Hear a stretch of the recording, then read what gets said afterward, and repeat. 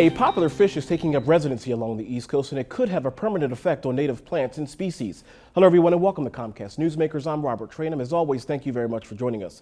Here to explain how the lionfish is becoming the new king of the aquatic jungle is this hour's newsmaker, Matt Johnston from Nova Southeastern University. Matt, welcome to the program. Thank you. I said a few moments ago that this is a popular fish, but my question for you, is it really, and what is a lionfish? They are very popular fish in the aquarium industry. Lionfish are a predatory fish from the tropical Pacific, tropical Indian Ocean, and they're one of the most imported aquarium fish in the United States. So, you just answered my question in terms of how do they get here. So they are deliberately imported here? Yes, they have traditionally been imported for the aquarium industry. And the current theory is that this is what caused them to start spreading as people would release their aquarium fish and they started breeding. Can you eat them? Are they edible? You can eat them, yes. They taste similar to a grouper or a snapper. You do need to cut their spines off. They're venomous. So Matt, my question for you next is, why is this a problem? Well, it's a problem because lionfish prey on juvenile reef species. Actually, they prey on a lot of different reef species, and they have a very large appetite. So what's happening is the lionfish are eating basically from the bottom of the food chain.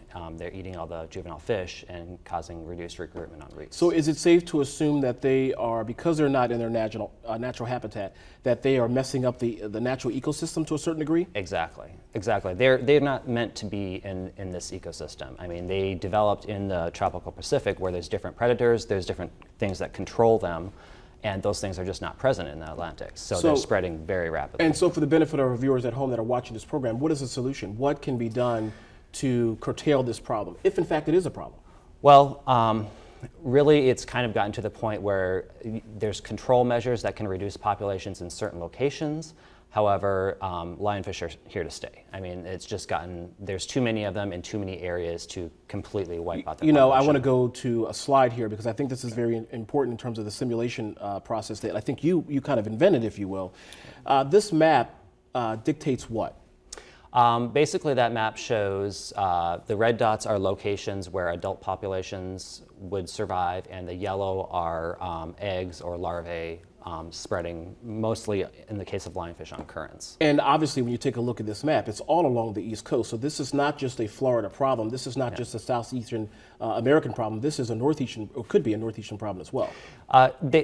To an extent, they can survive up to about Cape Hatteras, North Carolina. Yeah, they have been found further north. However, they can't overwinter there because the temperatures are too cold. Okay, so it really is a southeastern issue. Yes, up to North Carolina. And let me go back to my other question. So, what is a concrete solution to manage this issue? Basically, there are control measures as far as like spearfishing. There's not really other fishery for them because they are not predators that will. They only hit live prey. I see. They will not. You can't chum them up and use like cut bait. Would you encourage the general public, the folks that are watching this program at home, to go out and spearfish this? Yeah. You would? Sure. Yeah. I mean, anything we can do to reduce their populations on the reefs is a good thing. Now, you have to be careful because they are, like I said, they are venomous. So you need to know proper procedures for handling them. And where could our viewer get more information in terms of the proper procedures in terms of handling this? There are several organizations that have education programs for lionfish. Reef is one of them. It's reef.org, I believe. Okay, so there are courses that you can take to kind of educate yourself on this process. Well, I don't know if there's courses, but they do. All right. Yeah. Thank you very much for joining us. I really appreciate it. And of course, thank you for joining us for this edition of Comcast Newsmakers. I'm Robert Trainum. Have a great day, everybody. We'll see you next time. Take care. Bye-bye.